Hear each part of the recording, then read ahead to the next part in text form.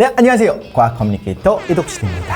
여러분이 모르는 사이에 늘 함께하는 그런 존재가 있죠. 첫 번째 이독실이 있고요. 두 번째는 휴대폰 너머에 있는 인공지능이 바로 그 주인공입니다. 가끔 우리가 얘기하다 보면 갑자기 시리가 삐릭하면서 대답하기도 하고 기가진이가 삐릭하고 대답하기도 해요. 우리 말을 다 듣고 있다는 의미이기도 하겠죠. 인공지능은 이미 우리 삶에 깊숙하게 들어왔습니다. 하지만 어떤 원리인지 그리고 어디까지 우리의 삶을 변화시킬 건지를 생각하기는 감히 쉽지 않은 것 같습니다. 저도 마찬가지고요. 그래서 같이 생각을 좀 나눠보는 시간으로 우리가 준비를 했고요. 인공지능의 현재와 미래 한번 함께 짚어보는 시간을 갖도록 하겠습니다.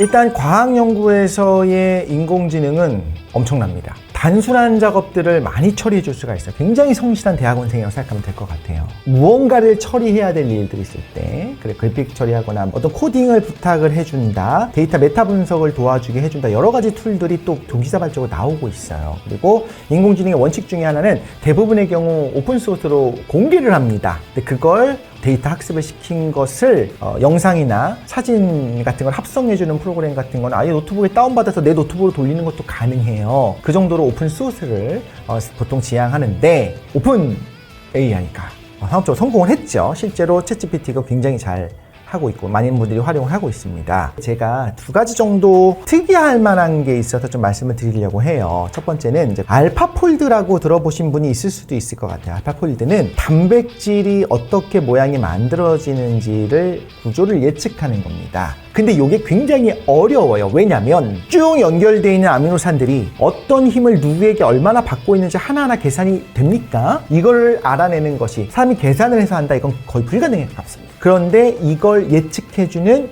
인공지능을 2024년 5월에 알파폴드 3까지 발표를 했습니다. 알파폴드 3는 어떤 역할까지 하게 되냐면 생체 내에서 뭘 하는가까지도, 어떤 모양이 될 것인가까지도 예측을 꽤 높은 정확도로 합니다. 사람은 절대 할 수 없는 것들을 인공지능이 해낸 것이고요. 또 얼마 전에 한번 이거 기사화되면서 많은 분들이 좀 궁금했었죠. 2023년 작년 12월에 있었던 건데, 무기 물질에 대해서 이 어떤 신소재가 구조적으로 안정할지를 예측하는 AI를 갖고 220만 개를 다 찾아놨어요. 이건 어디에 유용하냐? 일단 어떤 물질이 정말 안정적인지 우리가 현미경으로 들여다보면 보이지 않아요. 어떤 구조인지 알 수가 없어요. 그래서 그걸 알아내기 위해서 다른 여러 가지 연구들을 해야 되거든요. 무기 물질의 경우에는 어디에 주로 쓰일 거냐? 신소재, 특별히 뭐 반도체에도 들어갈 수 있을 것이고요. 전지에도 들어갈 수 있겠죠. 그렇다면 우리가 더 고효율의 2차 전지를 만들고 싶어 하는 상황에서 안정적인 무기 물질 리스트가 이미 있으니까 이 리스트 안에 있는 것 중에 괜찮은 거 한번 확인해보고 싶은 것들을 추려서 실험하면 되잖아요. 그럼 과학자들이 이제 뭘 할 거냐? 여기서 이건 불안정할 것 같아, 이건 안정적일 것 같아, 지정해주고 이미 알려준 것들을 실험해서 합성하고 다시 한번 체크는 해야겠죠. 맨땅에 헤딩한다기보다는 요거만 체크하면 되겠구나라고 인간을 굉장히 많이 도와준 부분이 있는 거죠. 과학 연구에서 인공지능이 굉장히 많이 활용이 되고 있다, 이해할 수 있을 것 같습니다. 인공지능을 이야기를 할 때 말 그대로 인공지능에서 Artificial Intelligence잖아요. 그런데 흔히 말하는 인공지능은 하나밖에 못 돼요. 알파고는 바둑밖에 못 둡니다. 보통 그거 하나만 잘하게 학습을 시키고 그거 하나만 할 수 있게 돼요. 로봇 청소기는 청소만 잘하죠. 우리가 진짜 원하는 로봇은 사실 뭐냐면요, 버틀러예요. 집안일을 좀 다 해줬으면 좋겠어요. 사람은 이걸 하잖아요. 새로운 걸 배우잖아요. 범용 인공지능이라고도 하고, 이건 이제 번역을 여러 가지 할 수 있는데, 제너럴하게 할 수 있는 인공지능을 우리는 원하는 거예요. 인공 일반지능이 어느 선 이상 올라갔다면 정말로 요거는 굉장히 중요한 문제가 하나가 대두가 돼요. 의식이 있는가라는 거. 사실 의식이라는 것이 있어야지만 AGI가 가능한 건 아닐 수도 있습니다. 되게 독립적일 수도 있습니다. 뭔가 보고 모방하고 합작하는 능력이 있는 거니까 지능을 넘어서 의식이 출현할 수도 있겠다는 우리가 좀 신경 써야 되는 포인트기는 한 것 같아요. 어쨌든 간에 AGI는 우리가 원하는 겁니다. 여기서 우리가 공포를 갖고 있는 건 인간의 통제를 벗어나는 거의 정의예요. 우리가 이걸 하라고 했는데 안 하고 저항하는 겁니다. 내가 볼 땐 이게 더 옳아요 라고 하는 게 일단 첫 번째 통제를 벗어나는 거예요. 근데 그런 일은 지금도 있어요. 가면 안 되는 쪽으로 가라고 하면 핸들을 확 꺾어요. 물론 최종적인 판단은 지금은 우리한테 맡기고 있지만, 나중에는 그 운전자가 졸거나 죽으려고 마음을 먹었거나 누군가를 해하려고 마음을 먹어서 사람들이 있는 곳으로 드라이브하고 막 가려고 하면 자율주행 인공지능이 막을걸요? 못하게? 정지해버릴걸요? 뭘 안 들을 겁니다. 그럼 이건 통제를 벗어난 거냐? 애매하죠. 그쵸? 선한 의도로 문제 해결을 위해서 인공지능이 하는 그 판단들이 인간의 통제는 이미 벗어났습니다. 우리가 통제하지 못하는 부분이 있죠. 군사 로봇은 지금 이미 있잖아요. 테러리스트 잡는 경찰 로봇은 있어야 될 것 같은 느낌이 들잖아요. 근데 그게 터미네이터 아닙니까? 그러니까 의도하지 않게 사람을 해할 수 있다는 것이 일단 제일 문제인 거고요. 그것이 미션이다라고 하면 하는 겁니다. 그런 로봇을 연구 안 할까요? 저는 할 거라고 보거든요. 그러니까 킬러 로봇은 있었고 지금도 있을 겁니다. 아마 활동하고 있을 거예요. 분을 킬러들 집단이라고 하지 않잖아요. 분은 분인 겁니다. 킬러 로봇의 근데 또 하나의 예로 만약에 이런 국방이 아니라 테러리스트들이 킬러 로봇 안 만들까? 저는 만들 것 같거든요. 테러리스트들은 심지어 어떤 요원 암살이 아니거든요. 그냥 무작위적으로 사람들에게 피해를 입히는 게 목표예요. 그러면 그걸 안 할까요? 하죠.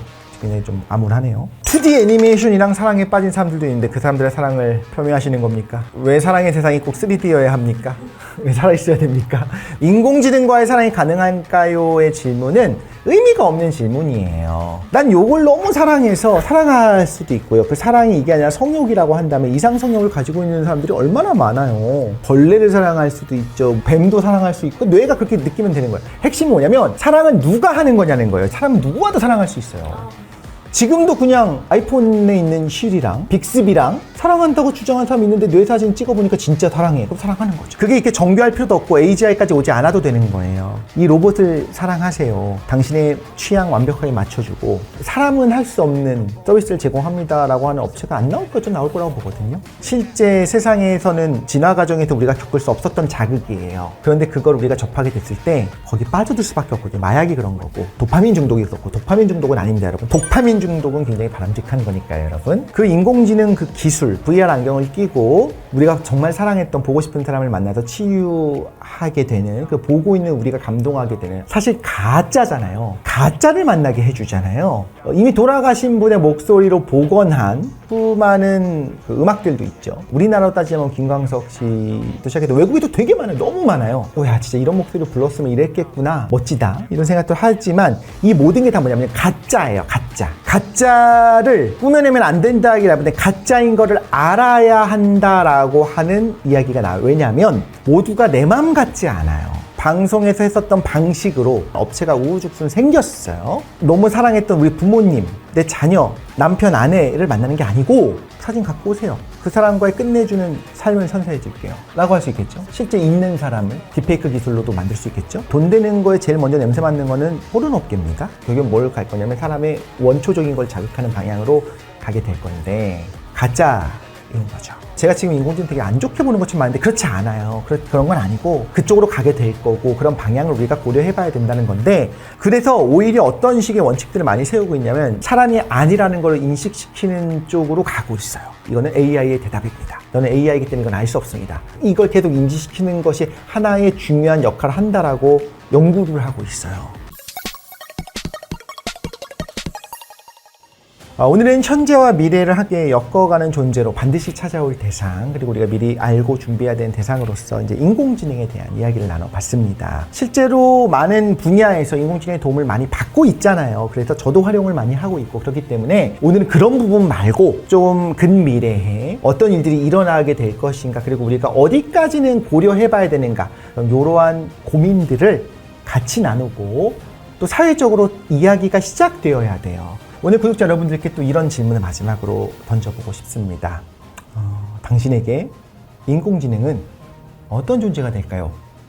그 인공지능은 당신을 어떤 존재로 생각할까요? 앞으로도 여러분들에게 잡다하지만 알찬 칙들을 팡팡 전달해주는 컨텐츠 준비하도록 하겠습니다. 감사합니다.